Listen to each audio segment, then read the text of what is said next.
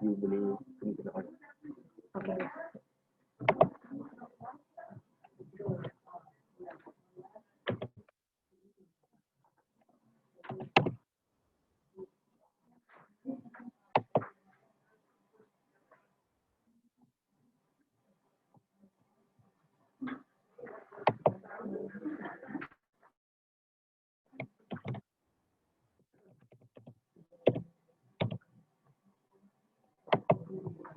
Saya kena buka Ini foto dulu.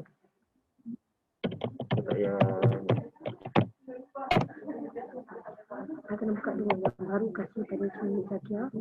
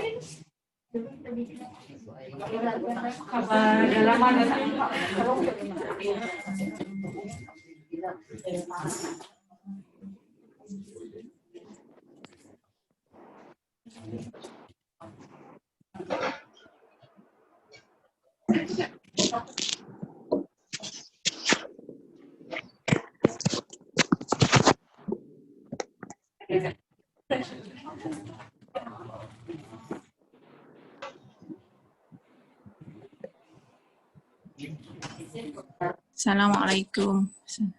Waalaikumsalam. Assalamualaikum. Waalaikumsalam.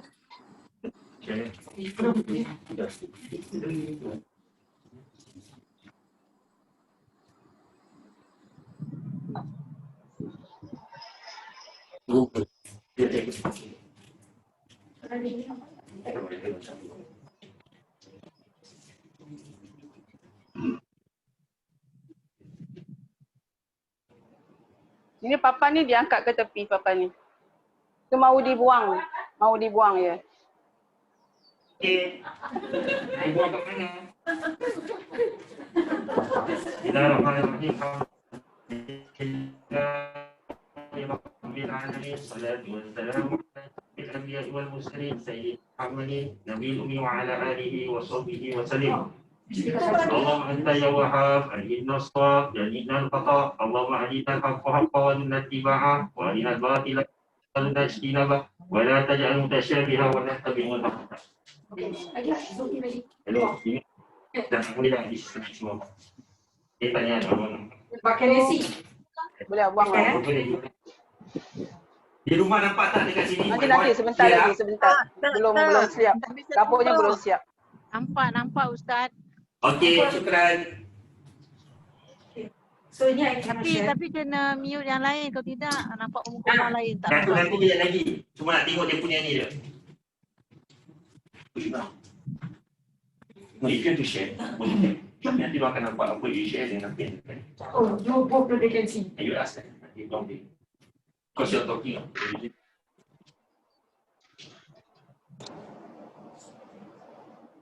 Okay, itulah. Okay, bye-bye. Okay, right. Okay.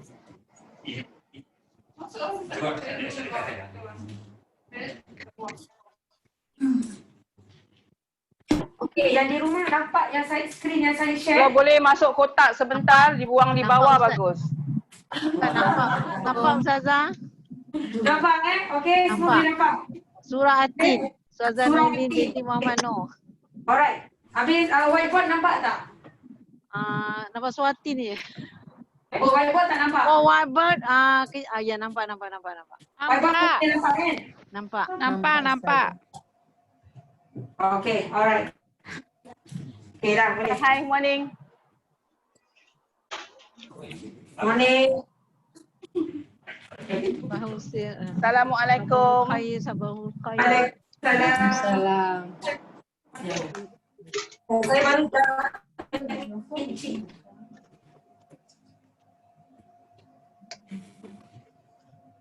Okay. Assalamualaikum. Waalaikumsalam.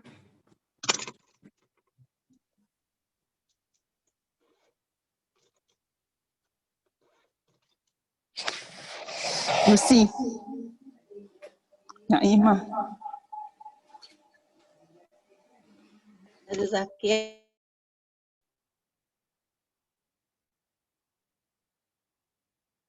Okey. Boleh kita mula? Boleh Gini ya cik? Okey. Okey, kita mulakan dengan surah Al-Fatihah. أعوذ بالله من الشيطان الرجيم بسم الله الرحمن الرحيم الحمد لله رب العالمين الرحمن الرحيم مالك يوم الدين إياك نعبد وإياك نستعين اهدنا الصراط المستقيم صراط الذين أنعمت عليهم غير المغضوب عليهم ولا الضالين آمين آمين آمين يا رب العالمين الحمد لله رب العالمين والصلاة والسلام على أشرف الأنبياء والمرسلين سيدنا محمد وعلى آله وصحبه أجمعين رب اشرح لي صدري ويسر لي أمري واحلل عقدة من لساني يفقهوا قولي. Okey. Sebelum hari ini insyaAllah kita akan masuk surah At-Tin. Tapi sebelum saya masuk surah At-Tin, saya hutang dengan anda conclusion surah Insyirah. Betul? Okey, baik. Okey. Ayat pertama, Alam Nashrah. Dan ayat yang terakhir, ayat terakhir surah Insyirah adalah Farghab. Apa ayatnya yang pun? Nak kasih urutan. Ila rabbika farghab. Alladhi anqadha dhahrak. Wa ila rabbika. Wa ila rabbika farghab. Baik. Kenapa surah ni penting ataupun amalannya bagus adalah kerana dia membuat hati kita lapang. Kalau kita ada masalah, dia akan bukakan, lapangkan. Tapi tak semestinya dia datangkan solusi. Kadang-kadang saya ada masalah tapi saya tak tahu solusi dia. Tapi hati saya rasa tenang. Okey, itu yang penting. Hati nak tenang baru kita boleh tangani masalah. Okey, jadi di sini Allah kata Nashrah. Nashrah maksudnya lapang. Dadanya lapang. Kenapa dadanya lapang? Sebab Allah kata Farghab. Dia nak bertemu Allah dengan kasih sayang. Kasih sayang. Atau kita cakap kat sini berhadapan ataupun berharap dengan kasih sayang. Ustaz sikit tak Zah? Besar lagi. Yang Tak tulisan besar lagi. tulisan Rumi, Baru cakap tulisan tadi Rumi. kata Tulisan Arabnya okey, tulisan Rumi dia. Faham Okey, ya? baik. Farghab di sini maksudnya boleh benci, no problem. Okey. Berharap Dengan dengan size. kasih sayang. Ini kena ikut tulisan kalimah besar. Okey, yang ini maksudnya lapang. Okey, kelapangan hati.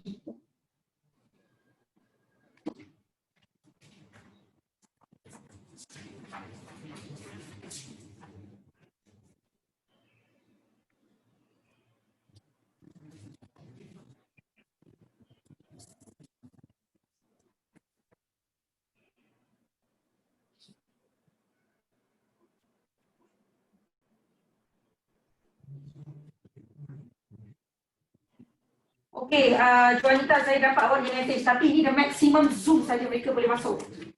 The maximum zoom. So boleh nampak tak? Terus tak nampak ke? Next time awak write bigger lagi besar lagi. Please? Okey, saya terangkan. Saya? Nampak tapi tak clear. Tak clear. Ada, the size is okay. Cuma dia punya marker I think mesti be darker. This is black. Saya pakai black. Okey. Saya kena tekan Boleh lagi, lah, ah. boleh lah, Sorry. boleh lah Zah. Boleh lah. Okay, saya cuba lagi. Nanti the next time saya buat lagi besar. Okey, baik. Whiteboardnya bisa Yang ini digeser ayat pertama. sedikit, Ustazah. Maaf, interrupt. Whiteboardnya bisa digeser sedikit ke mana ya? Ke kanan sedikit. Kanan Ke kanan kamera sedikit dan agak maju sedikit. sama Okey, maju ke kamera. Ke situ sedikit. yes. Yeah. Oh, no. Terlalu jauh saja. Sana dan ke depan. Terus lagi. Sama. Ke depan lagi. Gitu. Oke. Lagi Ustazah, sedikit lagi Ustazah, maaf. Ke depan, ke belakang. Stop di situ, stop. Oke. Dah. Okey, boleh? Boleh. Sekarang bagus? Much better. Okey. Alhamdulillah. Okey, baik. Saya terangkan sekali lagi Okey, yang ini kelapangan hati. Allah jamin kalau kita berharap kepada Allah dengan kasih sayang. Okey, nampak tak dia punya relationship dia? Biasanya kita berharap pada Allah bila kita ada masalah. Betul tak? Bukan sebab kasih sayang tau. Lebih pada masalah. Kita ada masalah baru kita mula buat solat hajat, solat tahajud, kita buat solat sunat taubat, kita mula bersedekah dan sebagainya. Tapi Allah kata, Allah jamin kelapangan hati kalau kita berharap dengan kasih sayang. Contoh macam, kita kadang-kadang tengok, kita suka tengok muka matai kita. Okay, kalau kita ada matai, apa bahasa Indonesia pacar. Kita ada pacar, kita suka tengok muka pacar kita. Tapi belum tentu pacar ni boleh bagi kita apa-apa lagi. Makan minum kita masih mak bapak tanggung. Tapi kita suka sangat dengan pacar kita. Ya, itu yang Allah kata farhab. Berharap dengan kasih sayang, maka Allah jamin bagi kelapangan hati. Okey? Itu kaitan ayat pertama dengan ayat yang terakhir. Yang kita boleh ikatkan. Okey? Okey, kalau okey, kita masuk poin yang kedua pula. Ini untuk penutup surah Insyirah ya. Okey, saya padam boleh?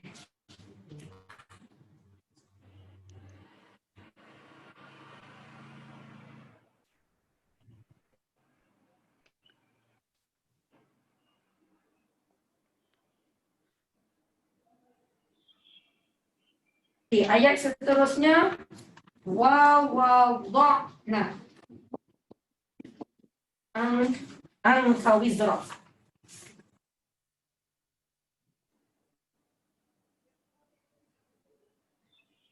Betul? Dan kemudian ayat ini kita boleh ikatkan dia, kaitkan dengan ayat yang satu ialah warafa'na. Okay, saya cuma nak tengok ayat ni, dua perkataan ni saja. Wada' dengan rafa'. Wada' ingat tak? Wada'a kita cakap wada'a. Okey, benda yang dari atas kita letakkan ke bawah, betul? Benda di atas kemudian kita letakkan dia ke bawah.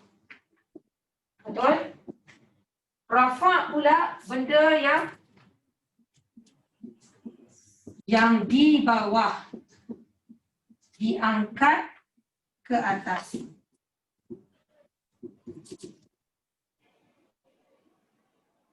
Okey, benda yang di bawah diangkat di atas. Okay, nanti saya akan terangkan hubung kaitnya. Okay, ayat ni ikatkan dengan ayat yang warafa'na. Okay.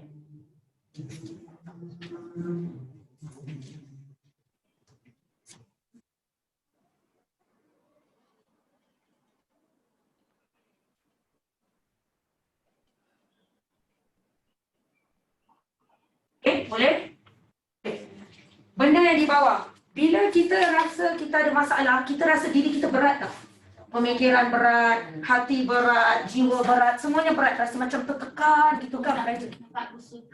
Otak kusut, semuanya. Betul? Jadi di sini benda yang di atas semuanya jatuh ke bawah. Kalaupun orang lihat kita, wah happynya Amalia, hidup happy dan sebagainya. Tapi dalam hatinya Allah saja yang tahu. Happy ke, tidak happy ke, itu yang dia rasa. Kita nampak mungkin orang tu di atas, tapi sebenarnya dia di bawah. Okay? Dan sekarang Allah kata, benda yang dulunya di atas, jatuh ke bawah, siapa yang akan angkat? Allah kata, aku yang akan angkat. Daripada bawah aku naikkan kembali ke atas. Itu masuk warafa'. Jadi macam mana Allah lapangkan hati kita? Dengan mengangkat masalah kita. Bukan memberikan huraian jawapan kepada masalah, tidak. Allah tak jamin bagi solusi, tapi Allah jamin bagi kelapangan hati. Masalah dengan kita, kalau kita ada masalah, selalu kita minta Allah, bagilah aku jawapan ya Allah. Kadang-kadang Allah tak nak lekas-lekas bagi. Sebab kalau Allah bagi dengan cepat, kita akan lupa Allah. Sebab tu Allah lambatkan. Kadang-kadang Allah tak kasih terus sampai kita dah wafat, kita dah meninggal. Baru kita nampak perubahan pada anak kita, perubahan pada suami kita. Kita tak dapat lihat. Tapi jawapannya kita dapat di alam barzah. Kita happy tengok keluarga kita dah kembali pada Allah. Usaha aku ketika aku hidup bukan sia-sia. Allah bagi. Ini belum dapat masuk. Saya dah belum. Oh, pasal tak dengar?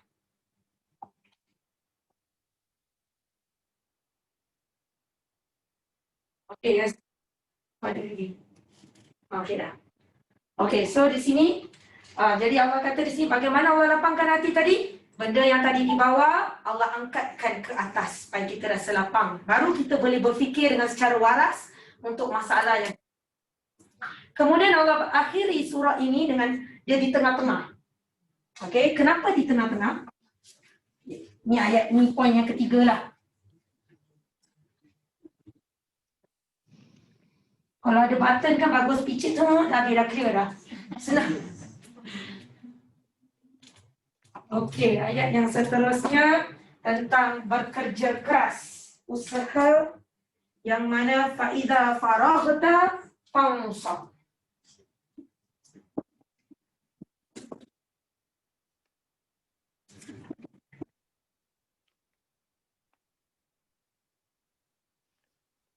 Okey.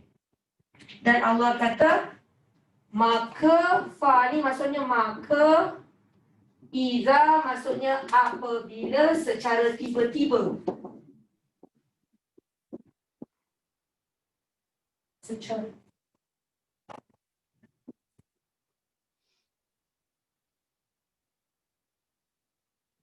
tak, sudah selesai. Ingat tak saya kata faragh maksudnya kosong?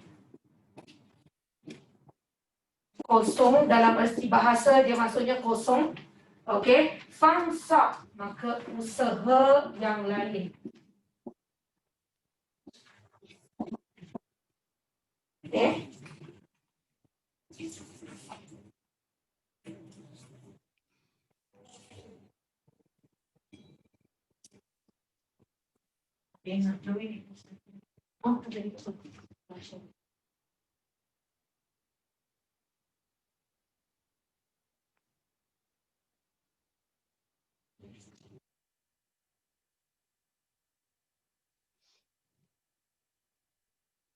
Okey, boleh? Okey, di sini Allah kata di sini nampak tak? Maka apabila secara tiba-tiba, Allah tak cakap is. Allah kata idza. Kalau dia is maksudnya dia berlaku yang saya sudah agak. Saya dah boleh jangkakan benda tu akan berlaku. Yang ini sekarang Allah kata bila kita boleh jangkakan yang hidup kita akan tenang? Tak boleh. So dia akan berlaku secara tiba-tiba Allah kata. Kemudian Allah kata faraghta, iaitu sesuatu yang past tense, mana sesuatu yang pasti kau akan rasa kosong. Contoh kosong, kenapa saya kata kosong di sini? Seperti gelas, dah habis, dah minum, asalnya ada air. Kemudian bila minum airnya, jadi kosong gelas tu. Okey, tapi kalau kita tak diisi air, kita akan sentiasa haus. Kita perlu usaha lagi. Jadi Allah kata siapkan lagi. Siapkan air. So bila haus, tak ada lah. Bila haus, tak ada. Okay. Jadi bila haus dah ada. Jadi ke sini Allah kata apa? Usaha terus. Fansab, usaha lain. Habis satu ibadah, buat ibadah lain. Habis urusan dunia, berurusan pula dengan Allah. Okey? Selesai satu masalah, persiapkan diri kerana ada masalah yang akan datang lagi. So maksudnya ini menunjukkan apa? Allah ajar kita supaya jadi Muslim yang efisien. Yang sentiasa bekerja.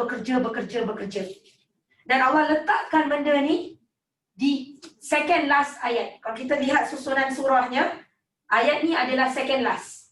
Kenapa? Sebab ayat yang sebelum, yang dua ayat sebelum tu adalah Fa inna ma'al usri yusra, inna ma'al usri yusra. Jadi kadang-kadang manusia ni diorang dah rasa happy. Setiap masalah mesti ada jawapan. Relax, jangan kelam kabut. Tapi Allah kata tak, Allah kata usaha. Jangan to be too complacent. Karena kita rasa alah, kalau masalah ni mesti ada jawapan. Kau doa je pada Allah nanti jumpa jawapannya. Tak, Allah kata usaha. Sebab tu the second last Allah ingatkan kita apa? Usaha. Okay, nampak secara keseluruhannya surah conclusionnya? Ada soalan tak on surah Insyirah?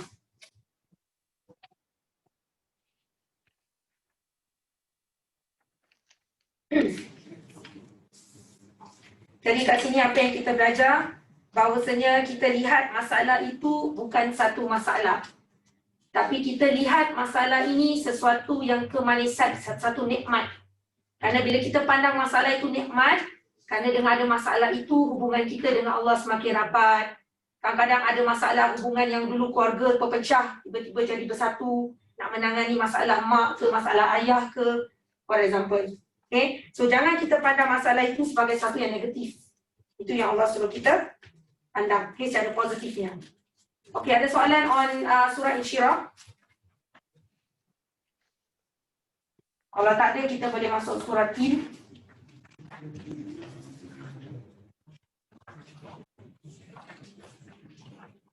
Yang di rumah ada soalan? Ada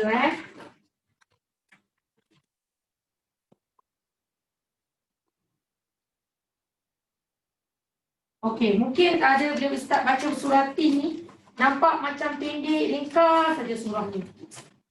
Tapi surah Tin ni sebenarnya dia adalah konklusi untuk daripada surah Asy-Syams masuk sebagai At-Tin. Daripada surah Syams tu, all the way masuk sampai surah Tin. Nanti saya akan terangkan. Okey. Tema surah At-Tin, dia punya tema atau dia punya theme, dia punya main thing yang dia nak cakap ialah, yang Allah nak sampaikan adalah manusia itu diciptakan paling sempurna. Manusia itu diciptakan paling sempurna. Dan dalam surah At-Tin juga akan membicarakan tentang bagaimana manusia yang sempurna ini, yang sudah aku ciptakan ini, boleh jatuh. So surah At-Tin menceritakan tentang kesempurnaan dan juga kejatuhan manusia. Tema surah At-Tin menceritakan kejatuhan dan juga kesempurnaan manusia. Okey. Poin yang pertama, ini belum masuk sinopsis surah. Saya cuma nak cakapkan bagaimana kaitan ataupun dia punya relationship surah At-Tin ni dengan surah-surah yang kita dah belajar, surah Syams, surah Lail, surah Insyirah, surah Duha dan sebagainya. Okey, kalau kita lihat surah Insyirah, surah ni sebenarnya untuk siapa pujukannya? Nabi Muhammad. Ya, betul. Nabi Muhammad SAW yang dipujuk. Okey. Jadi ada yang kata, kenapa Nabi Muhammad SAW seorang saja dipujuk? Orang lain tak dipujuk. Apakah Nabi-Nabi lain Allah tak pujuk? Okay, kemudian Allah kata, tidak. Dalam surah Tin, ayat pertama saja sebenarnya dah pujuk semua. Watini wa zaitun. Okay, so surah At-Tin untuk semua para Nabi. Nabi dan Rasul. Secara khusus,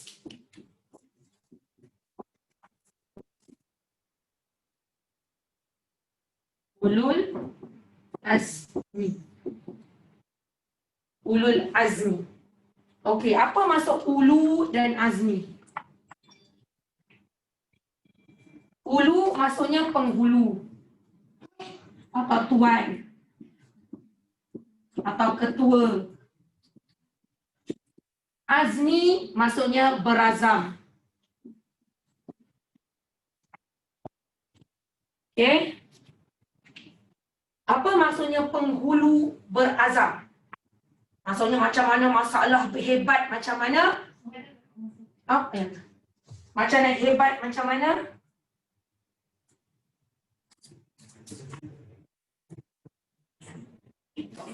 Macam mana cubaan besar sekalipun, dia berazam untuk teruskan mesej Allah ni.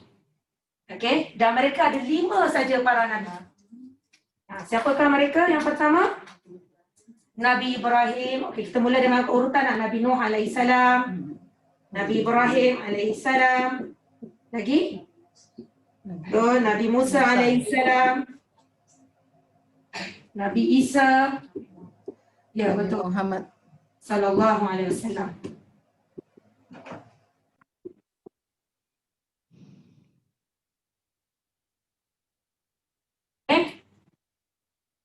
So tadi di sini kata, Ustazah, saya baca surah At-Tin tak nampak pun nama Nabi Isa, Nabi Musa, Ibrahim, Nuh. Tak ada. Dengan 2 perkataan saja Allah sebut. Watini wa zaitun, semua dah masuk dalam paket. Nanti kita akan tengok tafsirannya. So ingat poin nombor 1, surah Insyirah fokus kepada Nabi Muhammad SAW. Surah At-Tin fokus kepada Nabi-Nabi yang lain, yang ulul azmi. Okay. Kalau kita lihatkan Quran kan, kita tengok surah Insyirah. Ada tak nama Nabi Muhammad? Aku lapangkan dada engkau Muhammad. Ada tak nama Muhammad specifically kat situ? Tidak ada. Jadi di sini Allah nak tunjukkan kepada kita apa? Bahawasanya Allah nak bagi tahu kepada kita, kita umat Nabi Muhammad pun boleh gunakan ayat surah Insyirah untuk kelapangan hati. Kalau ada yang kata Al-Quran ni sesuai lah untuk Nabi Muhammad sebab dia Nabi, dia tak sesuai untuk kita. Na'udzubillah min zalik. Allah kata tak ada pun nama. Setiap kali kalau Allah cakap tentang penawar, kedukaan, kesenangan, Allah tak sebut pun nama Nabi Muhammad SAW. Okay, perhatikan ayat-ayat kalau tentang kedukaan, kesedihan, nak pujuk dan sebagainya, tak ada nama Nabi Muhammad. Okay, ini poin yang pertama. Ada siapa nak tanya poin yang pertama? Saya belum masuk lagi bahagian tafsirnya, saya belum masuk lagi sinopsis surah ni. Saya cuma nak cakap tentang hubung kait surah At-Tin dengan surah-surah yang lepas yang sudah kita belajar. Okey, tak ada soalan Okey, saya padam. Yang di rumah semua okey? Oh, ada lagi. Siapa ni? Quran Learning Center? Ya, saya lah. Oh, saya ingin Saya check orang. Sebab saya tak boleh masuk servis ni. Okey. Okey, kita masuk poin yang lagi satu. Okey, kita kena go slow lah sebab saya nak padam whiteboard ni saya rasa setengah jam.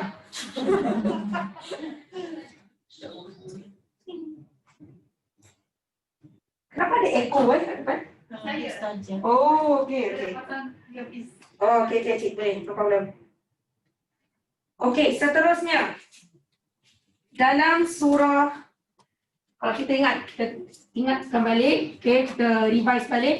Surah Asy-Syams bagi tahu kita manusia diciptakan ada 2 entiti. Iaitu manusia ada fizikal dan juga metafizikal, betul?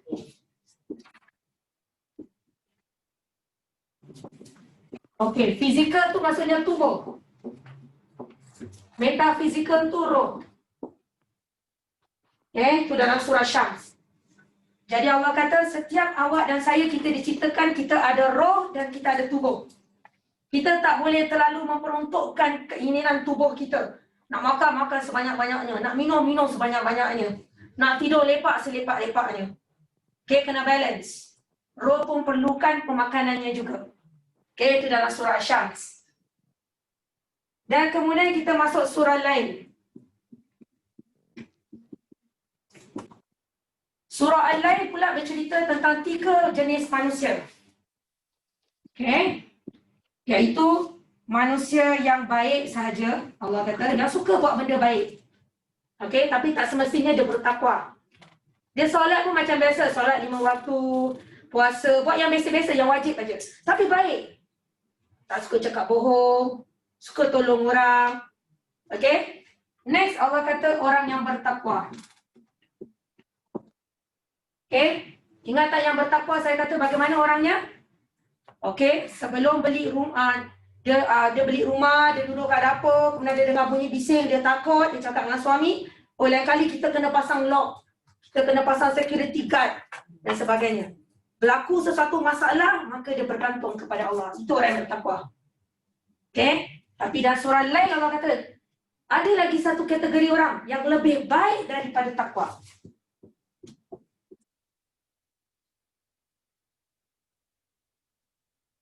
Siapakah mereka? Yang masuk dalam rumah baru, belum ada masalah lagi. Tak tahu pun akan ada masalah. Tapi sudah siap-siap pasang grill, pasang gate, pasang lock. Semuanya sudah persiapkan. Itu lebih baik daripada takwa. Yes. Itu dalam surah lain. Ingat, surah Syams, benda yang bercahaya. Okey, tapi dia diakhiri dengan sesuatu yang iqab, iaitu azab. Walaupun pada mulanya nampak bahagia, tapi at the end dia ada banyak punishment, banyak azab terseksa. Kerana apa? Dia tak mampu nak balancekan dua-dua ni. Okay, dia tak mampu nak balancekan. Saya draw macam gini lah. Dia tak mampu nak balancekan antara fizikal dan juga metafizikal. Okay? Tapi di dunia hidupnya bahagia. Nampak macam sunshine, happy like a sunshine, happy saja. Yang ini pula Allah bagi tahu kepada Nabi Muhammad, hidup dalam penuh kederitaan, kezaliman, kejahilan dan sebagainya. Tetapi out of these, 3 jenis manusia yang hebat boleh lahir. Okey? Manusia yang baik, manusia yang bertakwa, manusia yang lebih baik dari bertakwa. Okey? Dan kemudian kita juga sudah masuk surah Ad-Duha.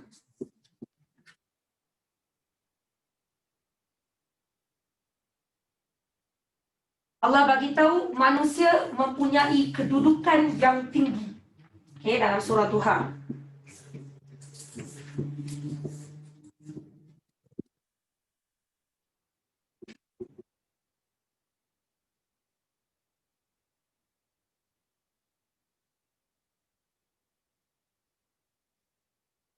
Manusia mempunyai kedudukan yang tinggi. Yang mana Allah bagi tahu, wahai Muhammad, dulunya engkau mencari-cari hidayah, aku bagi engkau hidayah. Dulu-dulunya engkau ni yatim, aku bagi engkau perlindungan. Betul tak? So Allah kata Allah naikkan. So Allah bagi kedudukan Nabi Muhammad SAW, kedudukan yang tertinggi. Okey? Kalau awak lihat diri kita semua, apa kedudukan yang Allah telah bagi kepada kita? Dulu saya manusia biasa. Oh? Okey. Oh, nak tukar terus? Okey, baik je. So di sini kalau kita lihat di sini, kalau awak dengan kita, apakah kedudukan yang Allah dah bagi kita kepada kita? Dulunya saya seorang biasa, anak.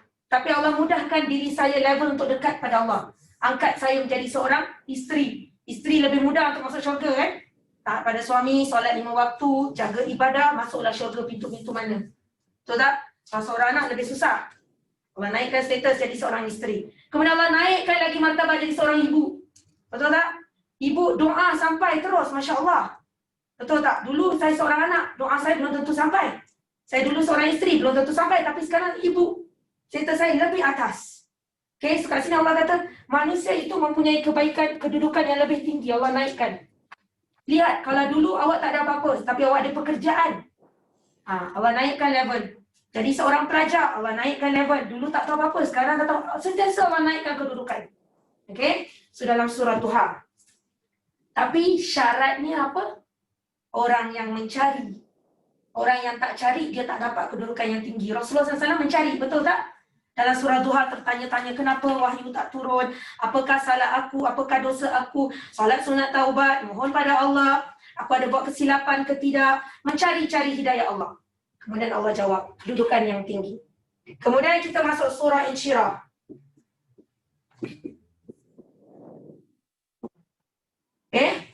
Surah Insyirah Allah kata, kalau Allah bagi kedudukan yang tinggi je, tak cukup. Bila dapat makin tinggi level, dulu setakat orang biasa, sekarang jadi manager, kemudian jadi director, masalah makin besar tak? Masalah makin besar, tapi efisiensi pun makin bertambah. Itu dalam surah Insyirah. Iaitu masalah makin banyak. Itu yang akan naikkan martabat orang. Dan kemudian, mestilah lagi efisien. Maksudnya lagi hubungannya dengan Allah makin lagi kuat. Itu dalam surah Insyirah. Okay, masalah makin bertambah, efisiensi dengan Allah pun makin bertambah. Pernah tak kita dengar orang kata kalau ada masalah, oh kau ada masalah sebab Allah nak naikkan darjat kau, sebab Allah uji kau macam ni. Pernah dengar tak orang cakap macam itu? Yes. So this is the thing, surah Insyirah. Tapi dengan syarat, bila dia ada masalah, balik semula kepada surah Syams. Orang nampak dia hebat, kedudukan yang tinggi, status, Masya Allah, bagus. Tapi kalau dia tak mampu jaga antara fizikal dengan metafizikal, maka nantikanlah azab Allah. Itu dalam surah Asy-Syams. Okay? Hari ini kita akan belajar surah At-Tin. Nampak simple surah At-Tin.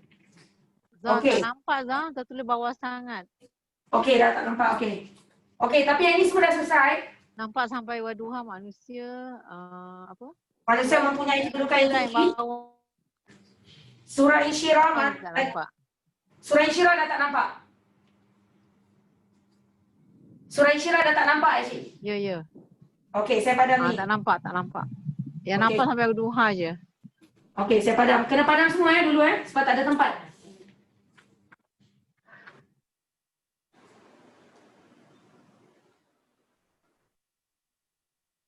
Okey, tadi surah Duha. Surah Duha ya, betul.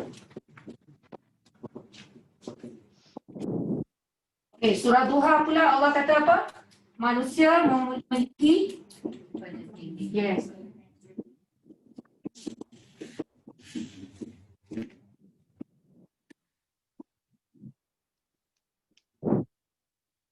Ni dia punya ink dah macam nazam tu. Tak ada pen lagi Cik Zakia? Pen kali hitam. Kalau warna lain semua tak nampak. Okey, manusia memiliki kedudukan yang tinggi, itu surah Duha. Kita belajar dalam surah Insyirah, Allah kata bahawasanya kalau kedudukan tinggi, masalah pun makin hebat. Bila masalah makin hebat,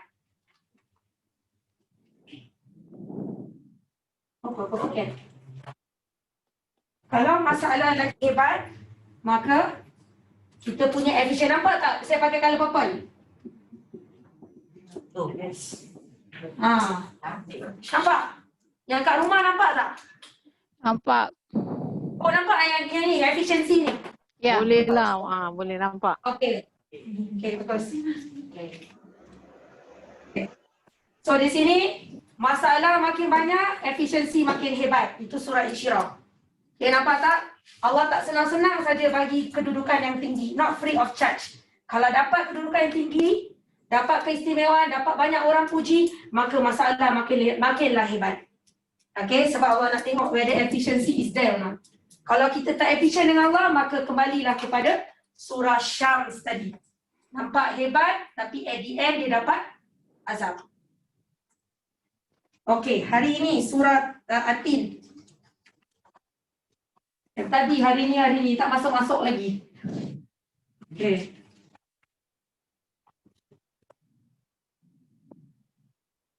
Surah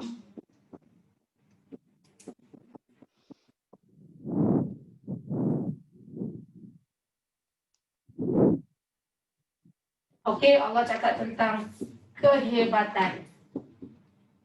Dan kemudian Allah cakap tentang kejatuhan. Kehebatan dan kejatuhan siapa? Manusia. Okey, kita tengok hubung kaitnya. Bila kedudukan dah tinggi, kadang-kadang manusia dah happy dah dapat kedudukan ni, status ni, celebrity. Okey, hidup dah lama honeymoon period, orang kata honeymoon period, semua happy je. Ada masalah je. Ya Allah, kenapalah kau uji aku, Ya Allah? Aku tengah happy gini, kau uji aku, Ya Allah. Kenapa tak nak daripada dulu? Sekarang aku tengah happy, aku tengah dah ada anak aku kau ambil, Ya Allah. Na'udzubillah min zalik. Okey. So efficiency level turun, maka jawapannya di dalam surah Tin, kejatuhan manusia. Kalau efisiensinya bagus, hebat, maka jadilah dia manusia yang hebat. So surah At-Tin, Allah summarize the whole thing again. Not necessarily kalau kita dapat kedudukan yang tinggi, orang suka dan sebagainya, kita akan hebat selama-lamanya. Tapi dia depends kepada kita punya efisiensi dengan Allah. Kalau bagus kita, maka kita akan hebat. Kalau tak bagusnya hubungan kita dengan Allah, maka kita akan jatuh. Sooner or later, kita akan jatuh. Okay? So far, okay? Nampak dia punya relationship daripada surah Asy-Syams. Saya tak nak ambil daripada surah Baqarah. Sebenarnya ikutkan semua surah ada kaitan. Baqarah masuk Imran, Imran masuk Nisa, Nisa masuk Al-Ma'idah, semua ada ikatan. Kalau gitu tak habis, tak masuk-masuk lagi ni. Okay, semua boleh faham? Okay. Okay, kalau boleh faham, kita akan masuk surah Tin. Yang di rumah, okey? Okey. Alhamdulillah. Okey, Ustazah. Yang ni dah tidur dah katnya. Taklah. Oh, tengah masa dah angkat kotak kan? Nak buang papan. Okey, ada ni? Hari tu saya ajar Zoom. Dekat background suami isteri tengah bergaduh, tengah ajar anak ni. Saya dah cakap, you angkat, you tak nak angkat. Tengok orang hangus. Saya tengah ajar si anak. Kat background mak bapak tengah bergaduh. Macamlah. Zoomnya kan. Itulah Zoomnya hal. Betul-betulnya Zoom. Okey. Okey, kita masuk surah At-Tin. Wat-Tini waz-Zaitun. Sebelum tu, okay. Ayat 1 hingga ayat 6 daripada surah Tin.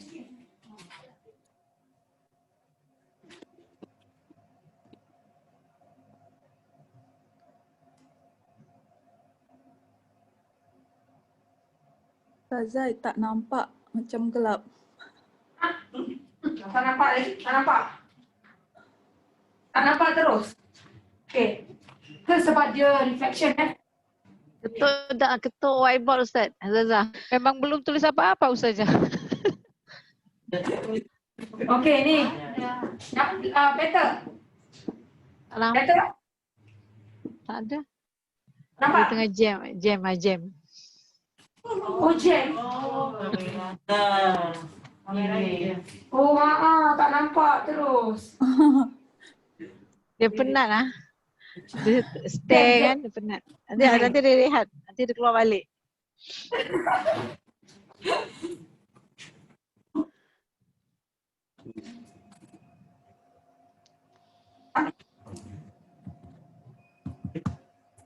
Sebab orang tak nampak, tak sudah dekatkan dengan kamera. Okey.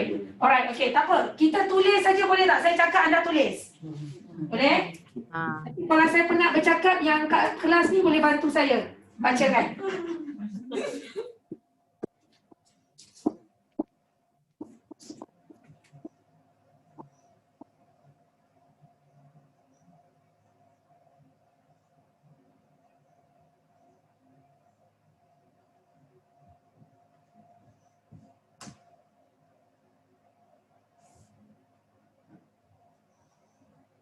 Okey, poin yang saya tulis ialah daripada surah At-Tin ayat 1 hingga ayat 6, Allah beritahu kepada manusia yang dia terbagi kepada 2 darjat. Okey, manusia itu terbagi kepada 2 darjat. Ayat 1 hingga ayat 6. Manusia itu terbahagi kepada 2 darjat.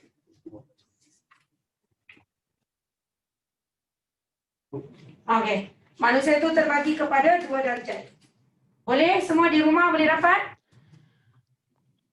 Ya, tapi masih jauh. Whiteboard masih jauh. Okey, masih tapi masih sekarang okey. Anda dapat tulis? Ya. Okey, kelihatan dulu saja. Dah dapat? Ya. Dapat tengok yang mana? Surah Tin ke whiteboard? Whiteboard. Okey. Ya, very clear like this, very clear. Okey, bagus, alhamdulillah. Okey, ni poin dia nombor 1 hingga nombor 6.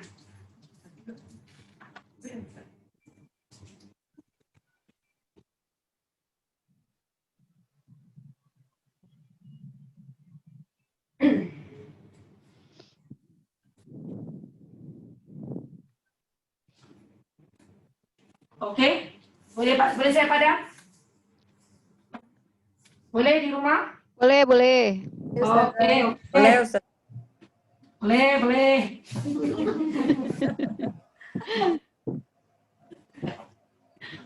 Okey, sekarang kita tengok surah Tin ayat pertama. Baru nak masuk, subhanallah.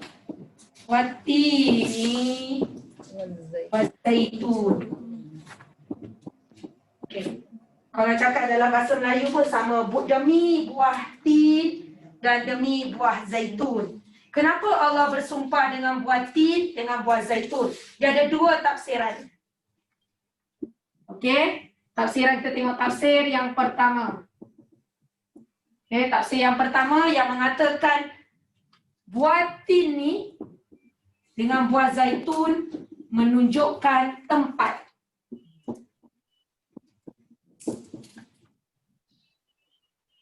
Okey, menunjukkan tempat. Dan tempat itu terbahagi kepada 4.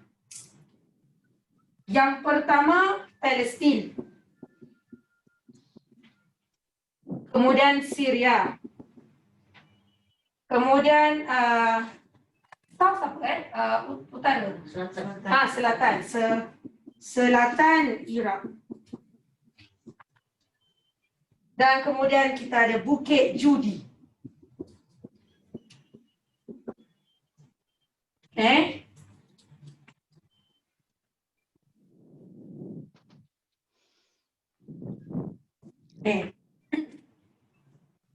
Bukit Judi tempat siapa? Tempat Nabi Nuh alaihissalam. Kenapa tempat Nabi Nuh alaihissalam? Yang mana bahtera Nabi Nuh alaihissalam berhenti, diembak, itu tempat dinamakan Bukit Judi. Okey. Yang selebihnya, yang tiga-tiga ni adalah tempat yang mana Nabi-Nabi yang hebat tinggal, iaitu bermula pada Nabi Ibrahim alaihissalam, berkahwin, mempunyai 2 orang isteri. Okey, Sarah yang pertama, kedua adalah Hajar.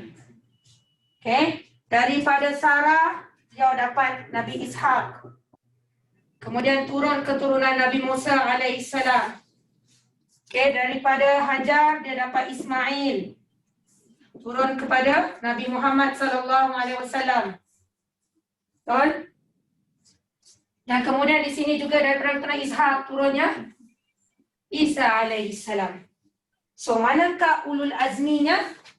Nabi Nuh, Nabi Musa, Nabi Ibrahim, Nabi Musa, Nabi Isa dan Muhammad sallallahu alaihi wasallam. Okey? Wattini wazzaitun.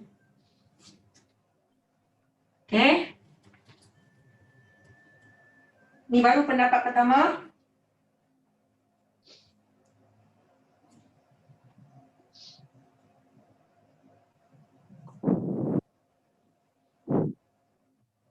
Okey, boleh pada?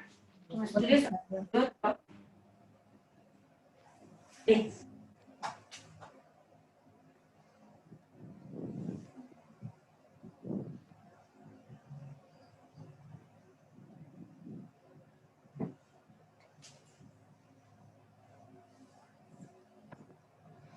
Okey, boleh? Itu pendapat yang pertama. So, pendapat pertama dia cakap apa? Menunjukkan tempat. Kita padam ni. Pendapat kedua dia tak lari jauh pun. Lebih kurang sama.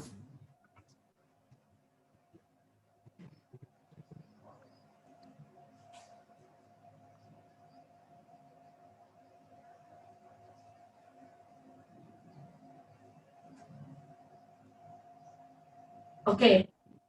Sekarang ni pendapat kedua. Pendapat kedua mengatakan menunjukkan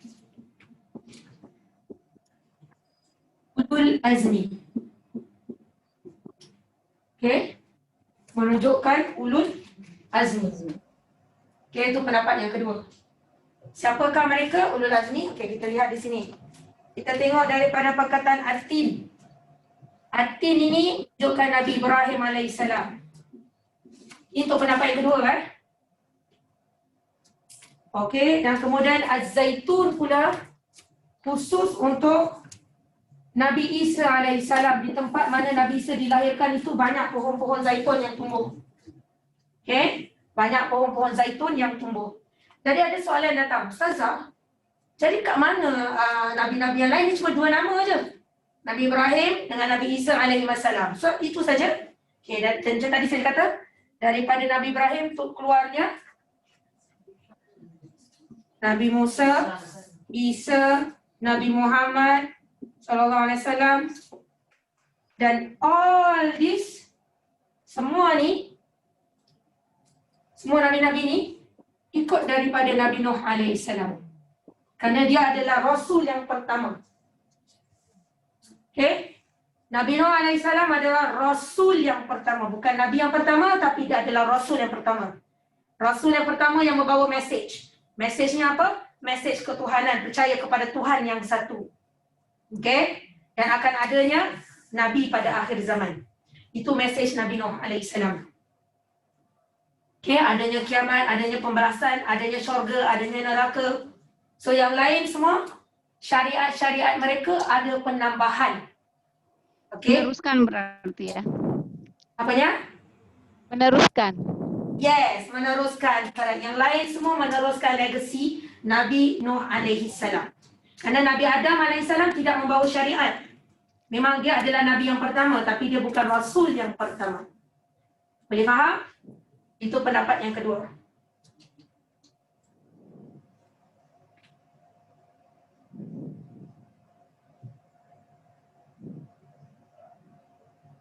Okey, boleh masuk ayat yang kedua? Okey, tulis dulu.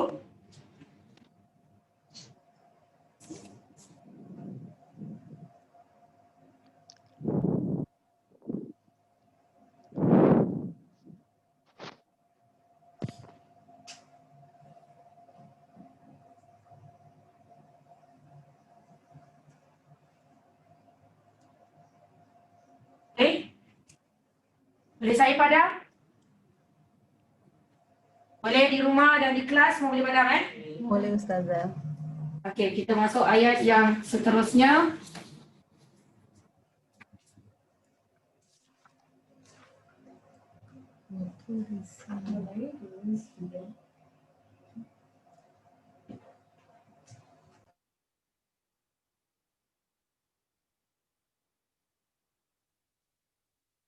Wattini wazzaitun wa turi sinin.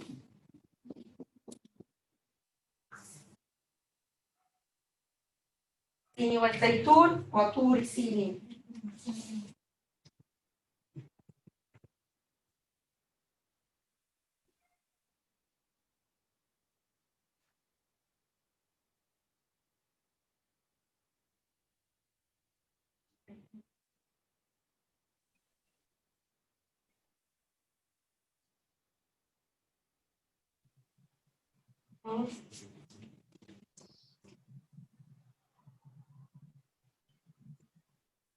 Okay, waktu di sini.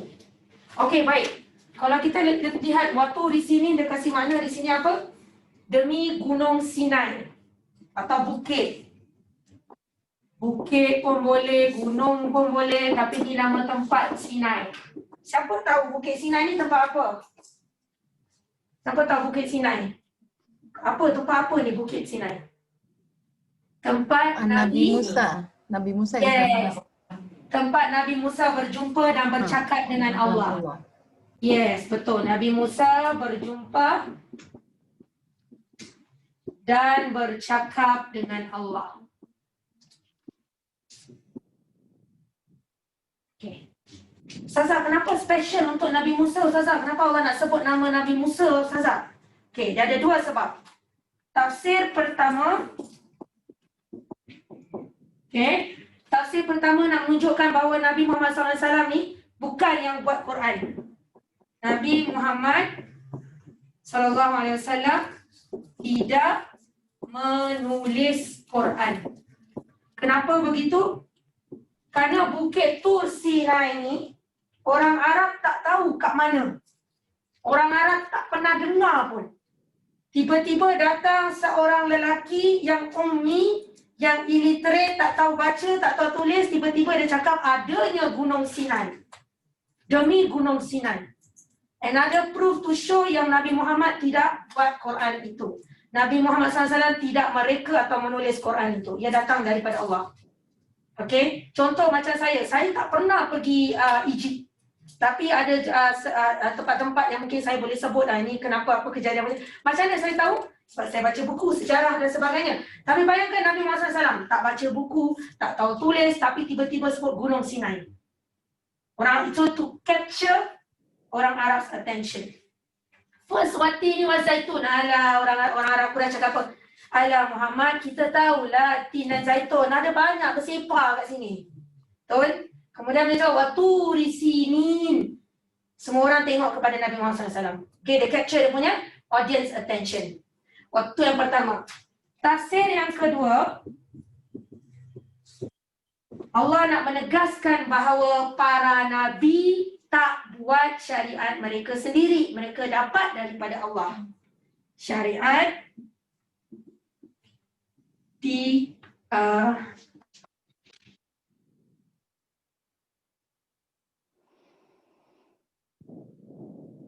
daripada Allah SWT. Apa maksud saya syariat dari Allah SWT? Sebab tadi apa maknanya di sini? Nabi Musa berjumpa dan bercakap dengan Allah. Maknanya para nabi tak pernah buat wahyu mereka sendiri. Apa-apa masalah, tak faham ada apa, berjumpa dengan Allah. Dapat syariat, dapat undang-undang semuanya daripada Allah. Bukan daripada rekaan mereka. Okey? Waktu risi ni. Okey? Boleh?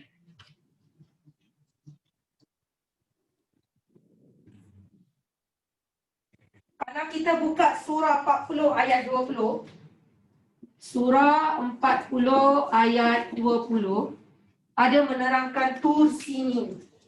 Tur Sinin. Okey, siapa yang ada Quran boleh buka surah 40 ayat 20.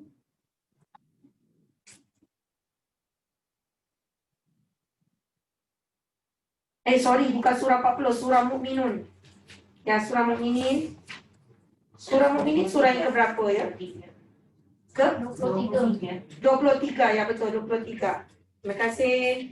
Surah Mukminin surah yang ke-23, bukan 40 ya. 23 ayat 20.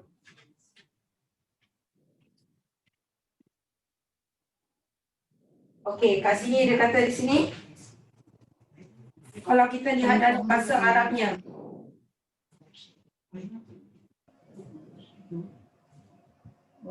Okey, nampak tak? Wa syajaratan takhruju min turi Saina. Kemudian selepas ayat Turi Saina, perkataan Turi Saina tu Allah terangkan apa itu Tur Saina.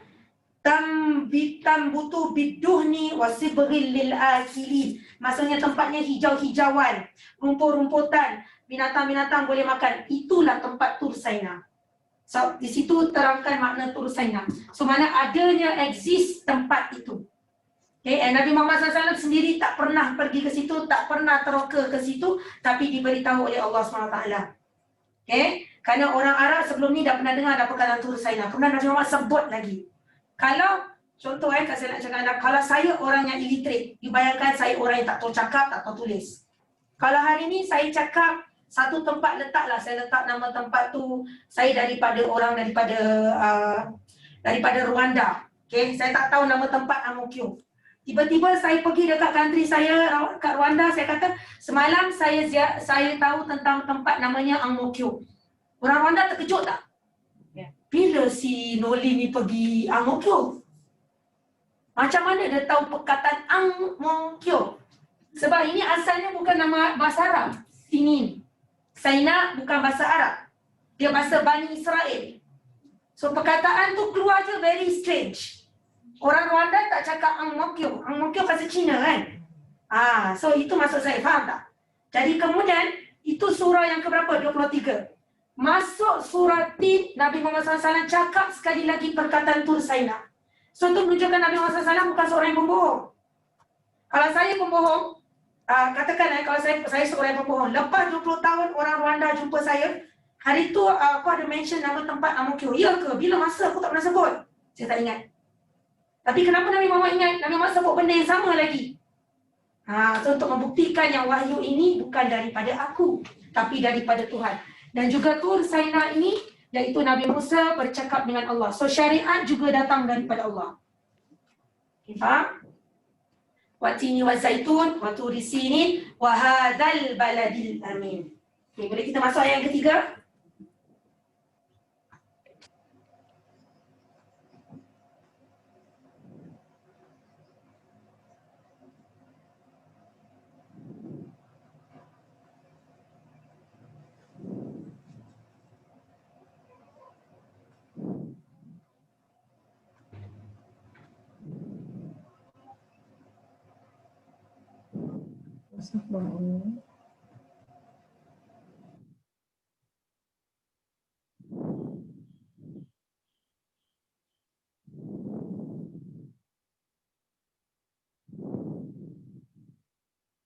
Wa hadzal baladil amin.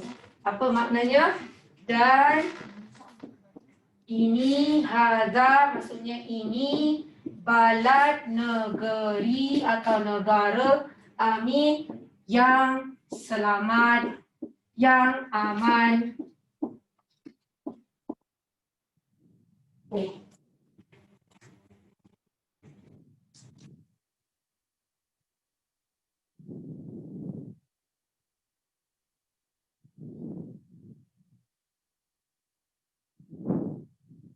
Okey. Kalau kita lihat dalam surah Balad, okey, negeri ni maksudnya negeri apa dulu? Mekah, ya betul, Mekah. Kalau kita refer balik, kita cuba flashback dalam surah Balad. Okey, surah Balad, ada tak Allah sebut perkataan amin? Kalau kita flashback, tak ada. Allah tak cakap amin. Kenapa Allah tak cakap amin? Sebab dalam surah Balad Allah nak bagi tahu pada Nabi Muhammad SAW, mereka ini cuba plot untuk bunuh Nabi Muhammad SAW. Betul tak dalam surah Balad? Yes, Allah ingatkan kepada Muhammad bahawasanya walaupun negara ni aman dan sebagainya, tapi ada yang tak amannya, iaitu mereka cuba nak bunuh kamu wahai Muhammad. Itu dalam surah Balad. Sebab tu Allah tak sebut amin. Tapi dalam surah Tin Allah sebut amin. Allah nak bagi jaminan kepada Nabi Muhammad SAW bahawasanya nabi-nabi yang sebelum kamu yang dikenali sebagai ulul azmi menghadapi masalah dan mereka telah berjaya. Dan sekarang Nabi Muhammad pula hidup dalam suasana di Mekah yang mana orang tak percaya. Islam masih mundur dalam keadaan ni. Dalam surah Tin ni Islam masih mundur. Islam belum lagi berjaya, Islam belum sampai ke mercu, Islam belum masih ditindas dan sebagainya. Jadi Nabi tak nampak there's hope untuk sebarkan Islam ni. So Allah beri jaminan, wahai Muhammad, this country is aman, peaceful. Okay? Sekarang kita tengok tafsirnya.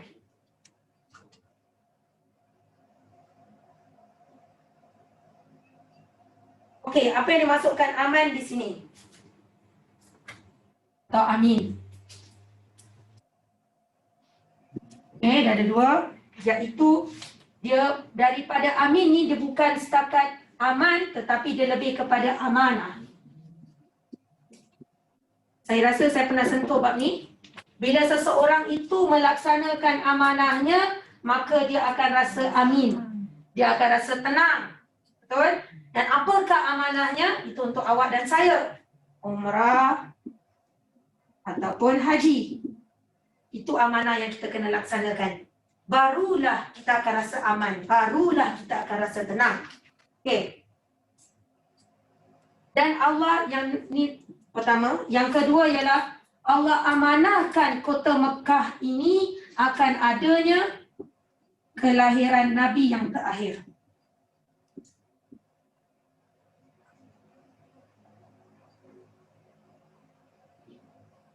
Okey.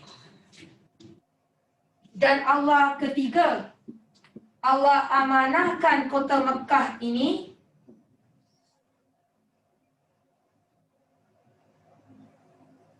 kemenangan untuk orang Islam.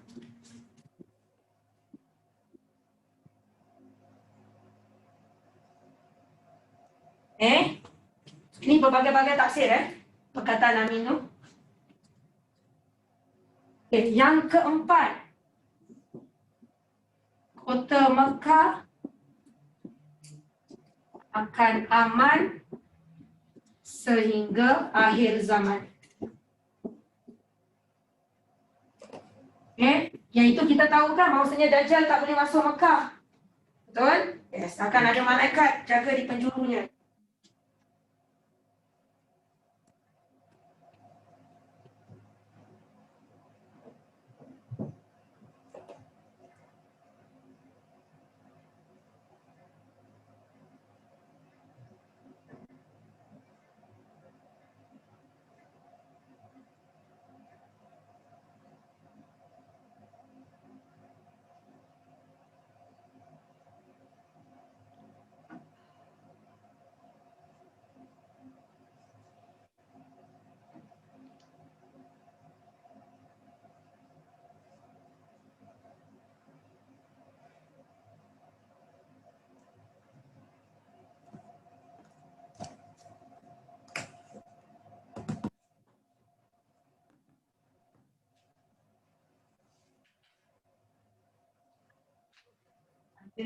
Tak termasuk Madinah.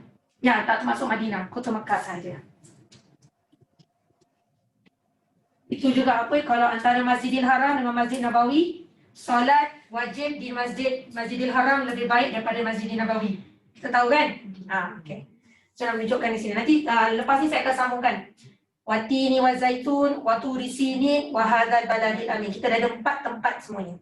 Nanti saya akan satukan, baru kita akan tengok tafsirannya insya-Allah. So faham yang ini? Okey. Amin di sini maksudnya aman. Bagaimana nak aman? Kalau semua amanah ni dilaksanakan dengan baik. Yang pertama, kita boleh laksanakan umrah dan haji dengan selamat. Adanya kelahiran, Allah amanahkan Mekah ini akan lahir seorang Nabi yang terakhir. Namanya Muhammad SAW. Dan kemudian yang ketiga, amanahkan kota Mekah kemenangan untuk orang Islam yang Fathul Mekah. Pembukaan Mekah tanpa adanya perang. Betul tak? Itu jaminan Allah. Dan yang keempat, yang ini later on kita akan belajar dalam surah Nasr. Amanahkan kota Mekah. Surah Nasr akan terangkan lebih jelas apa yang dimasukkan kemenangan kota Mekah ni. Okey. Yang keempat, kota Mekah akan aman sehingga akhir zaman. Yang mana Dajjal pun tak boleh masuk. Orang yang nak tenang duduk kat dalam kota Mekah. Dan kota Mekah akan ada earthquake. Betul tak saya kata akan ada gegaran bumi tu.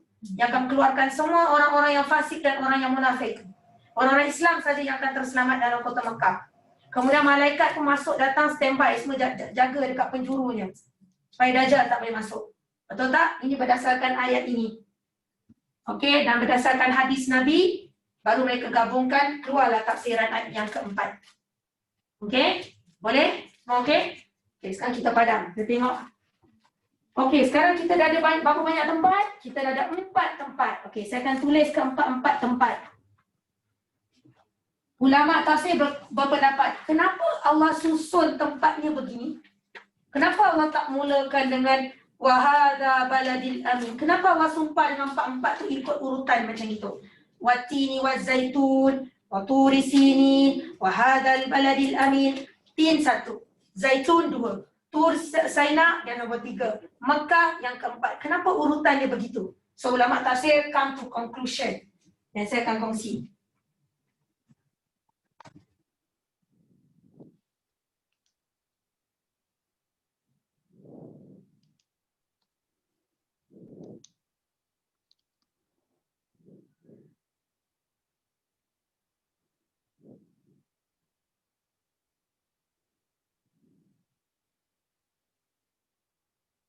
Okey, kita mula daripada pertama, At-Tin.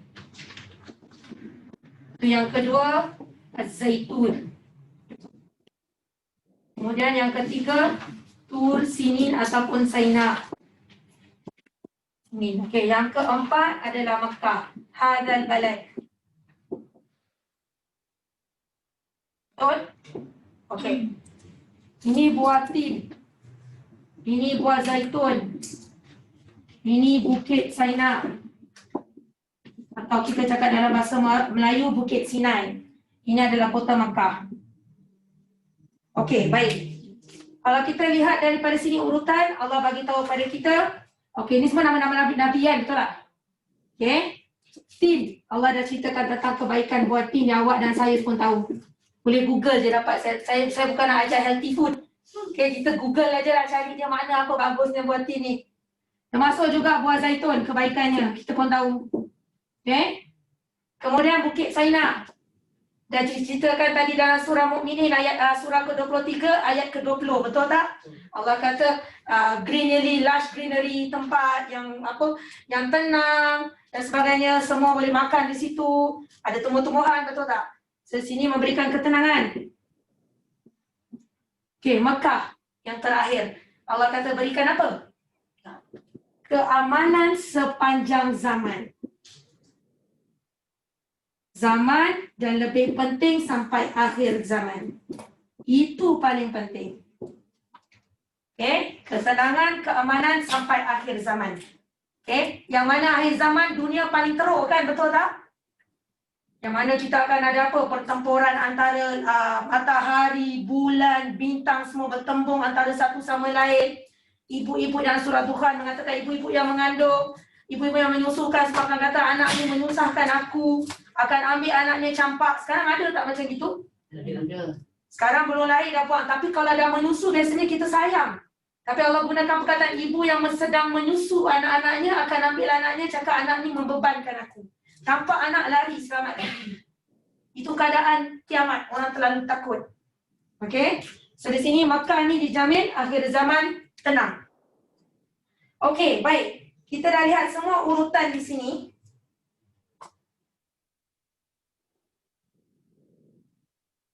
Okey, kalau kita lihat dia punya triangle macam gini. Daripada kecil sampai besar. Apa yang saya nak terangkan kecil sampai besar? Kebaikan makanan, simple, kecil. Kebaikan makanan, simple, kecil. Ketenangan, simple. Tapi yang paling ultimate and yang paling besar ialah this. Keamanan. Nampak tak? Yang daripada ayat pertama sampai masuk ayat yang hadzal baladil amin, ayat yang ketiga, dia macam gini. Daripada kecil-kecil punya ketenangan, kebaikan tiba-tiba jadi besar. Apa yang Allah nak terangkan daripada sini? Ini menjelaskan ayat sebelumnya dalam surah Insyirah, inna ma'al usri yusra. Di setiap kesusahan Allah kata aku bagi banyak kesenangan. Ingat tak saya cakap? Kesusahan yang kita nampak cuma satu, tapi kesenangan yang Allah bagi tu banyak. Dengan kita bersabar, satu pahala. Dapat tangani masalah, another pahala. Okey, bertawakal kepada Allah sepanjang kita hadapi masalah, another pahala. Kebaikannya banyak, tapi masalahnya satu saja kita nampak. Iaitu anak kita na'udzubillah min zalik berzina. Itu saja masalahnya. Tapi hubungan kita dengan Allah tu makin lama makin dekat. Anak itu makin berubah, mungkin kita tak tahu. So nampak tak kebaikannya? Manusia bila nampak satu masalah, dia nampak tu je. Dia tak nampak yang lain. So Allah nak terangkan di sini. Kebaikan yang kecil, ketenangan ni pun kecil. Tapi Allah kata sepanjang zaman, akhir zaman semua. Dan siapa yang membawa sepanjang zaman, akhir zaman? Adalah Nabi Muhammad SAW. So Allah akhiri syariat ini yang diakui syariat yang terakhir. Okay, yang pertama saya nak tunjukkan yang shape ni. Yang kedua, syariat Nabi Muhammad SAW adalah syariat yang terakhir. Barang siapa yang ikut, maka dia akan hebat. Yang tak ikut, dia akan jatuh. Itu dalam surah At-Tin. Okay? So far ada soalan? Yang di rumah, okay?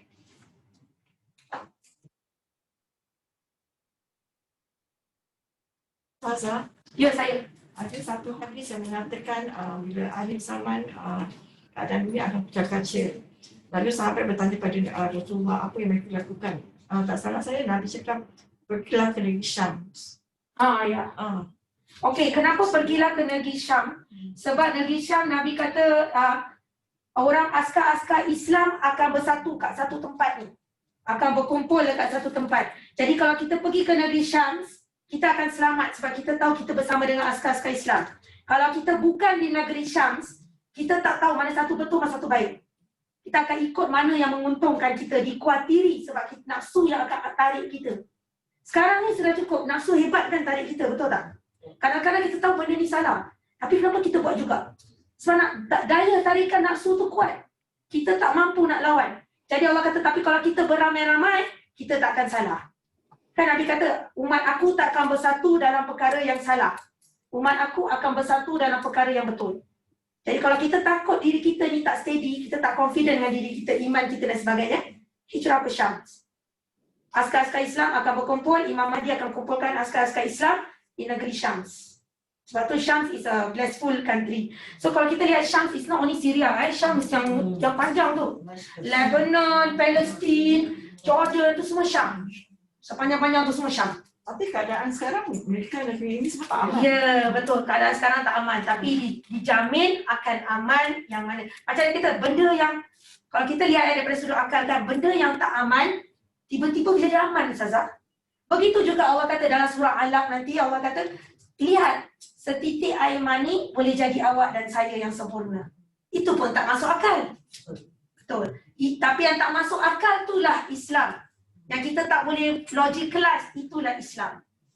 Jadi sebab tu Nabi kata nanti akhir zaman, umat Islam ni akan jadi seperti ghuraba, orang yang stranger.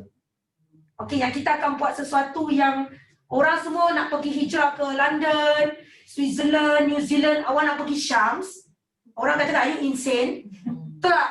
Dah gila, kamu sudah gila ya? Betul tak? Orang kata kita gila. Itu pertama, sebab itulah akhir zaman. Islam akan buat sesuatu yang mana orang lain tak buat. Okey? Okey, ada lagi soalan on that? Kalau tak ada, kita masuk ayat keempat, sempat lagi. Boleh? Masuk ayat keempat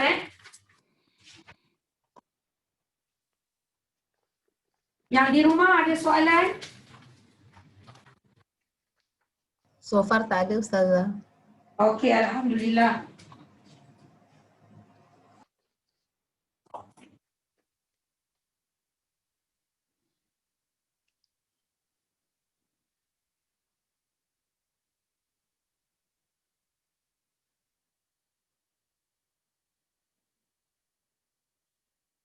Walaqad khalaqna insana fi taqwim. Okey. Di sini Allah kata dan lakod Ustazah tak pakai walakod. Oh tak ada kan? Walaqad khalaqna insana fi sorry, astagfirullah. Okey. Sesungguhnya, okey, qad pun sesungguhnya,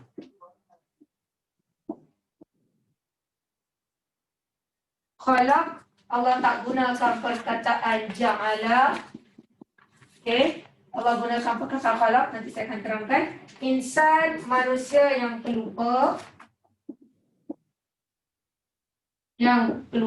yang tak sedar diri. Taqwim, lurus tegak.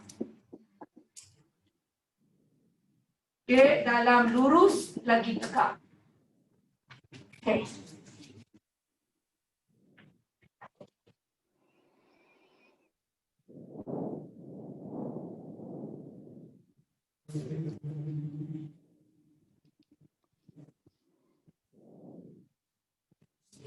Ustazah, rasanya ada fi ahsani taqwim ya?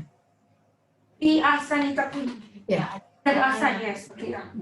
Saya tak tulis fi ahsani taqwim. Terima kasih Fitri. Sama-sama Ustazah.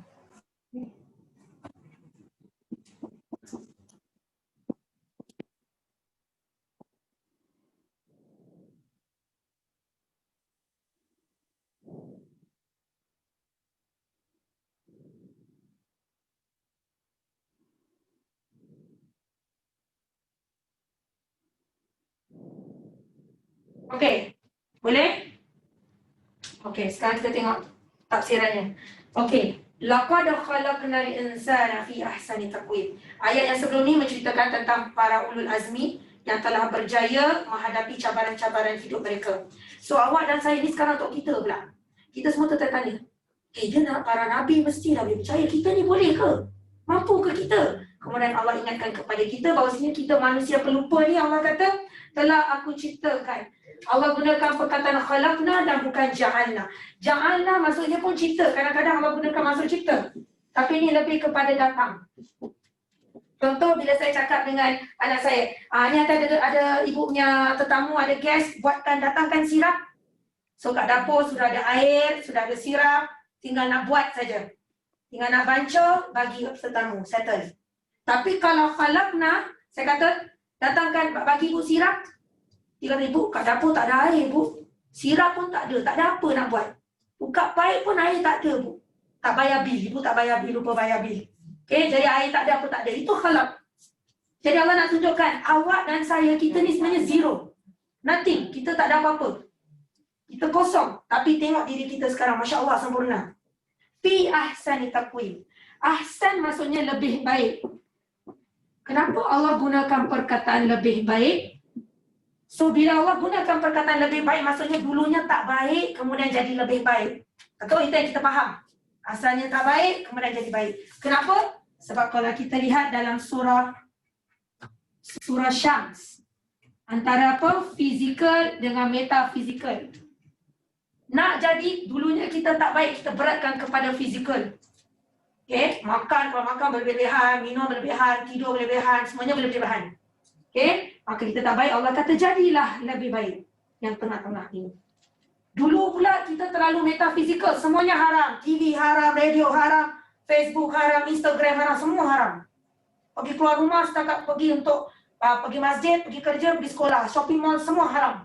Allahu Akbar. Ini metafizikal pula berat sangat. InsyaAllah kata, balik ke sini. InsyaAllah suruh kita lebih baik. Okay? Itu dalam surah Syams. Itu perkataan ahsan, lebih baik. Dan kemudian Allah gunakan perkataan taqwim. Taqwim ini lurus tegak berdiri. So asalnya dia baring, dia melepak dan kemudian Allah kata lurus tegak berdiri. Kenapa lurus tegak berdiri? Di sini kalau kita pernah dengar tak perkataan ni? Saya padam ni Wa aqimus salat. Wa aqimus salat wa atuz zakat. Yes, betul. Wa aqimus salat wa atuz zakat. Okay. So perkataan aqimu dengan takwim, mereka kongsi kata dasar yang sama iaitu qama. Stand upright. Berdiri tegak. Berdiri tegak. Yes, itu maksud qama. Okay. Maksudnya Allah kata, kalau nak berjaya, berdirilah tegak. Berdiri tegak maksudnya macam mana? Maksudnya you don't sway to here, you don't sway to there. Jangan berat kepada fizik, jangan berat kepada metafizik. Tapi diri tegak, kena kuat, yakin dengan apa yang kita ambil landasan ini. Itu maksudnya. Wa ahsanu taqwim. Fi ahsani. Allah gunakan perkataan fi. Mana you indulge yourself, betul-betul faham dengan jalan yang anda lalui ini. Betul-betul kena faham. You take this, you want to embark this journey, make sure you understand. Jangan main ikut orang. Orang semua solat 5 waktu, awak pun solat 5 waktu. Tapi bila ditanya, tak faham. Kenapa kena solat 5 waktu? Nenek saya suruh buat. Moyang saya suruh buat. Moyang pun dah meninggal. Tak tahu sekarang terlupa nak tanya Ustazah. So kena faham. Kenapa solat 5 waktu? Kenapa solat 5 waktu tak mula dengan sujud? Kenapa mula dengan takbiratul ihram? Kalau kita nak agungkan Allah, kita mulakan dengan sujud. Macam orang-orang yang mereka sembah. Kan mereka gini kan, betul tak? Gini-gini, betul tak? Tapi kita tak, kita mula dengan berdiri. Ada makna semua saja. Perhalusi, fahami. So kata bila dia berdiri tegak, orang biasanya berdiri tegak adalah orang yang confident dengan apa dia buat. Di jalan dia tak ada kalau macam tak confident, macam nak jalan ke tak jalan, nak jalan ke tak jalan. Tapi dia diri tegak. Okay? Itu maksud laqad khalaqnal insana fi ahsani taqwim. Dan sesungguhnya sesungguhnya kami telah menciptakan manusia yang pelupa ini di dalam lebih baik bila dia go back daripada metafizik kepada jalan tengah, daripada fizik ke jalan tengah. Dan bila dia ambil jalan yang tengah-tengah ini, dia memahami sangat-sangat jalan apa yang dia ambil. So dia tak akan rasa macam ada orang berubah hangat-hangat teh ayam. Hari ni bagus, Masya Allah. Lepas 10 tahun, okeylah 10 tahun masih hebat lagi, letak 2 tahun. Tiba-tiba na'udzubillah min zalik. Macam contoh kawan saya. Dulu saya cakap dengan dia, daripada dulu saya cakap dengan dia nak pakai niqab. Okey, saya kata first, kau nak pakai niqab, kau belum kahwin. Okey, kau belum jumpa siapa-siapa. Kalau once kau dah pakai, make sure kau pakai, kau jangan buka. Saya cakap dengan dia. Sebab kalau kau pakai, kau buka, kau pakai, kau buka, on off, kau mempersendakan. Okay, and one thing niqab, you must understand, it's not necessity. Unless kalau betul-betul itu wajib. Dia adalah sunnah. Okay, so dia pakai niqab. And last year saya dapat tahu dia sekarang jadi model, maaf kata, untuk suara dalam. Daripada pakai nikah jadi model suara dalam. Okey, dia daripada yang sedihnya dia daripada full time madrasah student. So bila jumpa dia kita sedih. Kita tak sangka dia macam ni. Dia daripada keluarga yang masya-Allah, bapa yang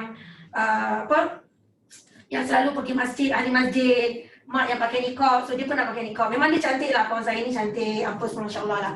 Tapi bila dia jadi macam itu saya sedih. Saya cakap sebab tu kena faham. Allah kata fi ahsani taqwim.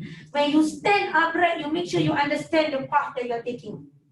Bila kita tak faham, itu masalah kita cepat kena tarik. Kita cepat berubah, kita tak istiqamah dengan apa yang kita buat. Okey, boleh? Okey, kita berhenti setakat di sini dulu ayat keempat. Ada soalan?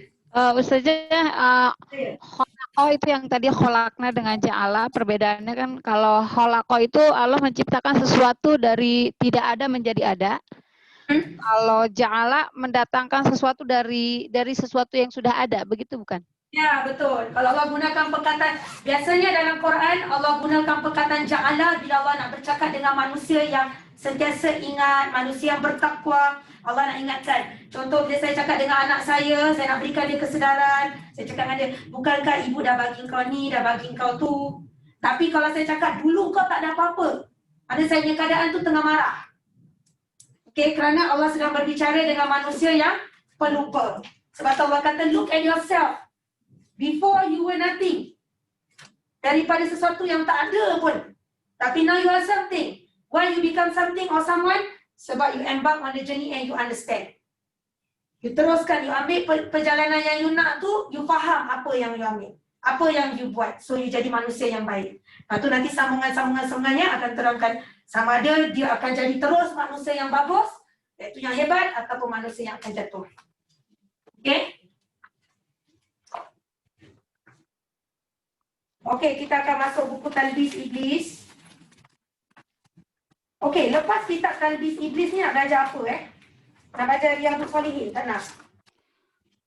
Apa saja boleh. Apa saja boleh. Okey lah, kita belajar masak lah. Masak boleh? Boleh. Okay, pada masak Saya pula duduk jadi audience. Okey? Okey, baik, kita sambung kitab Talbis Iblis. Okey, yang di rumah boleh nampak saya di sini? Boleh tak? Mana? Boleh nampak saya di sini atau masih nampak board saja? Masih nampak board. Board. Board, okey. Jadi saya kena berdiri di sana. Apa saja duduk saja kalau tak menulis. Yang penting suara Ustazah aja. Oh, okey. Apa? Okay, boleh je, sekejap je. Okey, baik. Kita akan masuk hari last week kita belajar tentang zikru talbisuhu alal mu'az wal qussas. Itu orang yang suka bercerita, orang yang suka contoh zaman sekarang kita suka dengar ceramah yang banyak bercerita. Betul tak? Kadang-kadang kita pergi sisterhood sharing, gathering session, lepas tu nanti korang katakanlah Cik Rafi'ah ceritakan masalah dia, Nani cerita masalah dia, lepas tu kita nangis-nangis sama-sama, kita saling support each other. Okay, di Singapura pun sekarang tengah inting benda ni. Orang suka.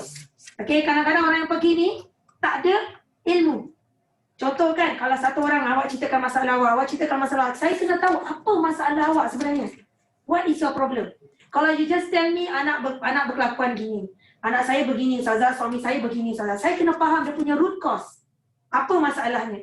Dan nak faham root cause tu perlukan ilmu. Menangani masalah perlukan ilmu, bukan setakat berkongsi saja. Okay? Tapi ini yang masyarakat suka. So continue daripada cerita tadi. Yang mana di sini saya dah buat summary, senang sikit nak baca. Okey. Okey.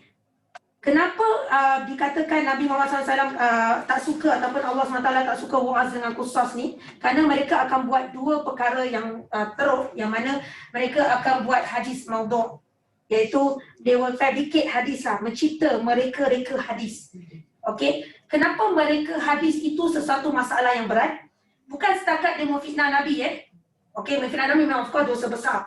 Tapi yang kedua paling penting, bila dia mereka hadis, seolah-olah dia mengatakan yang Islam itu tak komplit. Sebab itu dia kena reka hadis dan dia ni lebih pandai daripada Islam. Faham maksud saya? Contoh kalau macam dalam textbook itu jawapannya. Sekarang ni saya reka jawapan baru. Menunjukkan saya ni lebih pandai daripada textbook tu. Saya lebih pandai daripada author tu. Betul tak? Okey, itu satu. Maknanya dia bukan setakat memfitnah Rasulullah, tapi dia mencabar agama Allah. Okey, orang yang mereka hadis. Dan itu yang masyarakat suka dengar. Okey, sekarang cuba kita biasakan kalau kita pergi ceramah ke, kita pergi mana-mana kan, bila ustaz tu kata Rasulullah SAW bersabda, Rasulullah SAW bersabda. If you really want to know whether this hadis is true or not, pergi jumpa ustaz atau ustazah. Ustazah minta maaf, hadis ni daripada mana? Sebab yang saya belajar dulu, ustazah selalu tegaskan, each time you quote hadis is a must for you to tell the audience hadis ni dhaif ke, hasan ke, sahih ke, kena bagi tahu. Tanpa mereka tanya, wajib bagi tahu. Supaya mereka tahu yang hadis yang saya bakal cakap ni, oh ni hadis dhaif. So mana is for my own. I won't spread unless people ask. Okay, itu hadis dhaif. Okay, baik. Kemudian seterusnya, apa yang berlaku? Kadang-kadang seorang pendakwah tu, dia bukan setakat bercerita. Okey, di sini dia katakan dia akan mula menjadi seperti entertainer. Okey, yang mana nanti dia akan adakan, ustaz akan bercakap selama 15 minit. Sebelum ustaz bercakap 15 minit, sebelum tu kita akan ada nasyid, kita akan ada seloka ataupun apa dia call that, subhanallah, Maharaja lawak ke, dah happy-happy, kemudian last baru ustaz cakap, kemudian kita ada sexta, ada drama ke, betul tak? Ada drama, baru ustaz cakap. So orang suka macam ini. So di situ ada percampuran antara hak dan batil, dikuatiri. Okey, ada pencampuran hak dan kebatilan. Okey, dan bagaimana datangnya iblis, talbis ataupun bagaimana iblis goda Iblis akan goda yang mana dia akan cakap kepada kita bahawasanya al-haqqu, al-haqqu tu berat, takil berat. Kebenaran itu adalah berat. Dan al-batil, falsehood ataupun kebatilan itu sesuatu yang ringan. Seperti dekat bahagian sini karisha, seperti feather. Okey, saya bagi contoh di sini. Apa maksudnya di sini ialah contoh, kadang-kadang kita ada kawan. Kita tahu dia buat satu benda yang silap. Tapi untuk kita bagi tahu dia, kita rasa berat, susah. Sebab itu adalah kebenaran. Dan iblis akan kata, kau jangan bagi tahu kebenaran dulu. Kalau kau bagi kebenaran dulu, nanti dia akan jauh dengan kau. Kau rapatkan diri dengan dia. Dia akan gunakan perkataan apa? Mau'izah wal hasanah. Itu dalam Al-Quran. Wajadilhum bil mau'izah wal hasanah. Dan lawanlah mereka, arguelah dengan mereka dengan cara bijaksana. So point iblis is bijaksana. Point iblis apa? Bijaksana. So bila saya nak tegur seseorang, saya asyik tunggu je masa bijaksana. Bila saya nak tegur? Kalau sesuatu berlaku kepada saya disoal oleh malaikat, engkau berkawan dengan dia, engkau nampak dia buat salah, kenapa kau tak tegur? Oh Tuhan, aku tunggu masa. Okey, sekarang iblis kata, suruh tunggu masa, dakwah dengan hikmah. Awak tunggu sampai awak terlupa.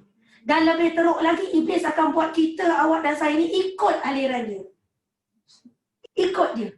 Sampai dia kata, tak apalah, kau temankan aku lah, nanti ada ustaz tu ceramah tau. Okeylah, aku pergilah. Betul ada ustaz, kita pun pergi ikut ceramah. Tapi masa datang, tengah berlakon. Ustaz belum keluar lagi.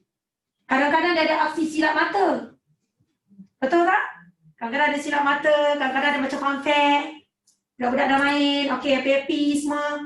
Nak kumpul-kumpul dana, baru ustaz last ustaz keluar cakap. Nanti pada time ustaz keluar, orang pun dah nak balik. Orang semua tak nak dengar. Betul tak? This is what happened. Okay, ini dalam masyarakat kita. Itu yang iblis akan buat. Okay, seterusnya. Kenapa iblis kata yang kebatilan itu seperti risha, seperti bulu? Kerana kalau kita lihat bulu, dia akan ikut aliran angin kan? Angin tiup ke mana, bulu tu akan pergi. Betul tak? So, bulu tu diumpamakan seperti kebatilan. kebatilan tu akan rapat dengan orang yang banyak. Makin orang suka, makin dia datang. Dia akan buat orang suka, dia akan tarik orang. So dia tarik wind tu, push dia akan ikut. Okay, tapi kalau kita buat kepada kebenaran, dia berat. Nak angkat susah, nak datangkan ke depan, nak present the idea also is hard because it's the truth. Hard on the people and hard on you also. Okay, tapi kalau kebatilan, dia senang nak cakap. Cakap bohong pun senang. Kadang-kadang tak pernah berlaku, kita cakap berlaku. Kadang-kadang worst still, kadang ustazah tu boleh menangis. Dalam ceramah tu dia menangis. And one thing di sini, bila cakap tentang cerita di sini, contoh saya tengah bercerita tentang Qiyamul Lail, saya ceritakan tentang orang soleh bangun malam, dia solat malam dan sebagainya. Saya cerita macam-macam cerita dengan anda. Tapi how many of you understand apa makna definisi Qiyamul Lail? Berapa ramai di antara kita faham definisi Qiyamul Lail? Berapa ramai di antara kita faham benefit daripada Qiyamul Lail? Orang yang tak bangun Qiyamul Lail, apa yang akan berlaku? Yang bangun, apa yang berlaku? Berapa banyak ayat dalam surah yang mengatakan tentang Qiyamul Lail? Kita tak tahu.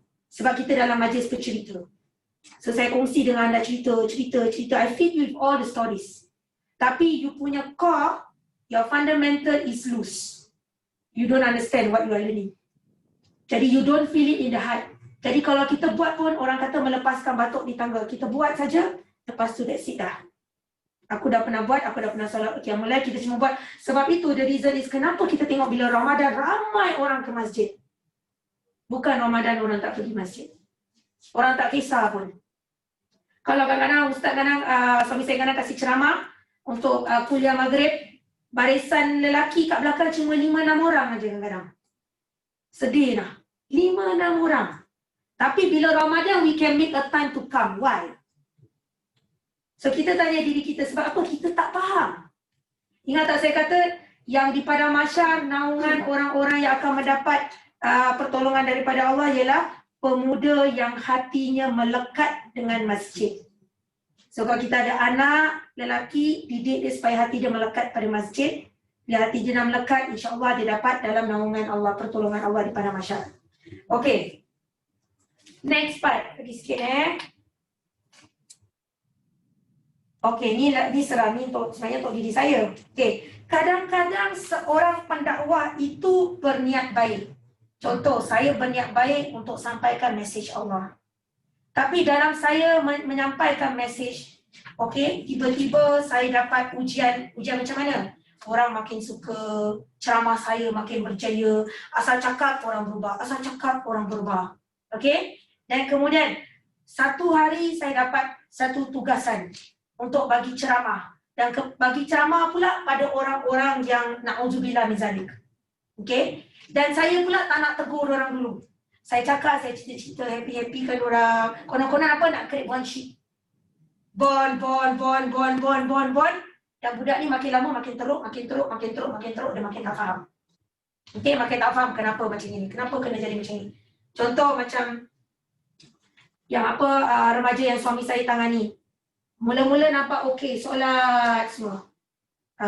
Suami isterinya orang Indonesia, tinggal di sini. Okey, baik, semua bagus, semua solat, apa semua masuk solat, pergi masjid, semua pergi masjid. Sekali dah lama-lama sekarang, anak tiba-tiba balik sekolah cakap, why must we believe in God? Tanya mak, kenapa mesti kita percaya dengan Tuhan? Apa yang Tuhan buat untuk kita? Sebab dia tak nampak tau, dia tak nampak konsep. Dia nampak bapak dia bekerja keras, mak kerja keras, maka aku hidup mewah. Aku tak ada duit, aku minta mak. Tak ada makanan, mak sediakan table. Tak ada makanan. Tapi apa function Allah dalam hidup aku ni? Sebab aku tak nampak Allah memberi, aku nampak aku yang memberi Allah. Dengan aku solat, aku puasa, aku kena bayar zakat, semuanya aku memberi. Mana ipat Allah bagi? Na'udzubillah min zalik. So bila tanya di sini, anaknya tak faham apa dia kena buat. So bila dia cakap Islam is full of duties, banyak sangat masalah. Kena buat kerja tu, kerja ni. Jadi dia tak nampak kemanisan Islam. Ini yang maksud saya di sini. Jadi kalau saya jadi seorang penyebar agama, okay, saya kena tangani masalah betul-betul. Bukan setakat sebarkan, saya kena betul-betul fahamkan. Katakan kalau saya dibagi amanah, Ustazah nak kena kasih dakwah ni sebulan sekali. So I must really think very hard. Because just once a month, So the fitting has to be very solid and the content is very deep. Jadi it can last that 1 month. Bila orang tu habis daripada kelas ni, dia betul-betul boleh bawa ni sebagai bekalan selama sebulan. Jadi bila dia datang balik, she is still there. Tapi kalau saya setakat buat aja macam alah aku sampaikan bahasa lah, korang nak berubah tak nak berubah, main pasal. Janji aku dapat duit. Itu niat dah lari. Ini ujian. So kat sini yang tadi Muaz dengan Qusas lebih kepada pendakwah. Okey, dan awak dan saya kita semuanya adalah pendakwah. Pendakwah untuk keluarga, pendakwah untuk anak dan sebagainya. Okey. InsyaAllah minggu hadapan kita akan masuk bab talbis iblis yang lebih. Okey. Okey, bab zuhud insyaAllah. Sorry, bukan bab zuhud. Bab wudu, solat. Tu yang masa kalau solat dah ambil wudu suka terkentut-kentut. Lepas tu solat tak tahu rakaat keberapa. Ni iblis. Macam mana iblis ganggu dan apa yang patut kita buat insyaAllah. Okey, baik, ada soalan? Yang di rumah ada yang nak tanya? Belum lagi. Belum lagi. Masih cuba mencerna. Serius saja. Itu Ustazah, selalunya Ustazah kalau misalkan kita memang belum baik sangat gitu kan, tapi misalkan ada jiran ke atau kawan ke yang perbuatannya tidak baik gitu atau tidak dengan syariat, itu agak susah, agak sungkan. Jadi bagi saya kalau nak cakap takut dia marah, kalau misalkan itulah kadang-kadang yang buat bagi saya lebih baik diam gitu atau tunggu masa karena takut nanti kita tak erat lagi hubungan perkawanan kita macam gitu. Okey, kalau terima kasih Fitri soalannya. Okey, jadi kat sini bagaimana cara kita nak sampaikan yang apa dia buat salah kita buat betul. Okey, kalau Fitri tanya saya, di sini dalam hadis kita ada 3 cara untuk betulkan, betul tak? Kita betulkan dengan tangan, iaitu kalau kita ada puasa. Kalau kita tak mampu, kita betulkan dengan lidah, itu kita nasihat. Kalau kita tak mampu nasihat juga, betulkan dengan hati, kita doakan dia. Okey, doakan dia. Dan bila saya kata doa di sini, Nabi kata itu ada adhaful iman, iman yang selemah-lemah. So bila kita rasa kita mampu untuk setakat doakan dia, itu adalah reflection kepada iman kita. Kenapa? Okey, saya bagi anda contoh. Kenapa kadang-kadang manusia nak nasihat dia rasa takut? There is something that's holding us back. Sebab kita punya hati masih melekat kepada dunia. Sebab kita tak yakin pada Allah. Dibawanya benci, cinta, suka, kecewa, Allah yang hadirkan dalam hati orang tu. Bukan kita. Kita boleh kasih the whole world kepada orang ni, tapi kalau Allah kata dia tak suka kita, maka dia tak akan suka kita juga. Belakang kita dia akan cakap juga. Betul tak? Jadi sini keyakinan pada Allah tu nak kena kuat. Apa yang kita nak sampaikan kepada ini kerana Allah Ta'ala. Macam contoh, let's say saya kehilangan a few friends because of this. Bila saya mula nasihat. Recently, one of my friend yang dia cakap dengan saya, niqab ni adalah wajib. Saya tak faham because she went around the bush. Cakap pasal niqab. Saya kata okay, so what actually is your stand? Dia kata pada aku ini adalah established sunnah. Those person against established sunnah, orang tu adalah tak betul dan ini adalah sunnah yang established, maka dia adalah wajib. Okay, jadi saya cakap dengan dia, saya kata dengan dia, okay kalau wajib, jadi kat luar tu berapa ramai orang Islam tak pakai niqab, maka hukumnya haram. Saya cakap dengan dia, apakah sama orang yang tak pakai niqab ni dengan orang yang buka tudung? Dia kata, ya sama dosa. Saya kata, oh subhanallah, you are really wrong sister. Cakap dia, you nak kena buka sebab dia baru nak berubah dan dia banyak baca buku-buku yang bukan daripada buku bahasa Arab, banyak baca Google sana, Google sini, maka this is the conclusion. Dia belajar benda ni adalah wajib. Orang yang tak pakai niqab sama haram dengan orang yang buka tudung. Jadi ini benda yang masalah. Sampai sekarang dia tak kerja ya. Dia dah menganggur, she just came back from Australia. Dia dah menganggur selama, saya rasa dah masuk 3 tahun. Kerana tak ada badan Islam pun nak ambil perempuan berniqab. Awak tak boleh pakai niqab 24/7. Mesti nak buka. Masuk tempat office, orang nak berbual, nak tengok muka. Masih ada ada facial contact dan sebagainya. Dia kalau dia tutup semua, sebab dia menampak tutup mata. Dan dia niqab sini semua dia tutup. Jadi nampak pun biji mata, not even your kening pun tak nampak. So saya cakap dia, bukankah dia menyusahkan diri dia? So bapak dia dah tua tu lah yang kena support dia. Saya cakap, tapi like I say, and then I try to, saya cakap dia, sesungguhnya, ending message saya cakap, must understand sister, I love you because of Allah, I advise you because of Allah. No hard feeling, saya cakap dia. Lepas tu tiba-tiba bila saya cuba nak call, nak tanya khabar kan, dah tak boleh call sebab dia dah block saya. Ya, ini cabaran. So saya cakap, ya Allah, aku buat kerana lillahi ta'ala. Kalau dia akan kembali kepada aku, maka dia akan kembali, kau yang akan kembalikan. Kalau kau jauhkan, maka kau berikanlah orang lain datangkan hidayah pada dia. Dan tak ada hard feeling. Kalau jumpa kat luar pun masih boleh bertegur. Dia yang mungkin akan rasa kikuk dan tak selesa. Itu yang kita kena faham. So apa saja semuanya kembali kepada Allah. So kenapa kita nak takut? What is holding us back? After all, kita nak cakap tentang benda yang the truth. Kalau Rasulullah pun tak sampaikan the truth, nak jaga hati orang, jaga hati pakcik atau jaga datuk, tak sampailah kepada kita. Okay? Alright. Okay, kalau tak ada lagi soalan, maka kita akhiri dengan surah Asr dan tasbih kafarah. Boleh? Boleh. Bismillahirrahmanirrahim. Wal 'asri innal insana lafi khusr illa alladhina amanu wa 'amilus solihat wa tawashaw bil haqqi wa tawashaw bis sabr. Bismillahirrahmanirrahim. Subhanakallahumma bihamdika asyhadu an la ilaha illa anta nastaghfiruka wa natubu ilaik. Wa sallallahu ala sayyidina Muhammadin wa ala alihi wa sahbihi wa sallam. Alhamdulillahi rabbil alamin. Okay. Terima kasih Ustazah. Assalamualaikum. Terima kasih. Assalamualaikum Ustazah. Terima kasih Ustazah semuanya. Assalamualaikum. Assalamualaikum. Terima kasih. Allah jumpa lagi. Jumpa lagi insyaAllah minggu depan. Okay, terima kasih. Terima kasih Ustazah.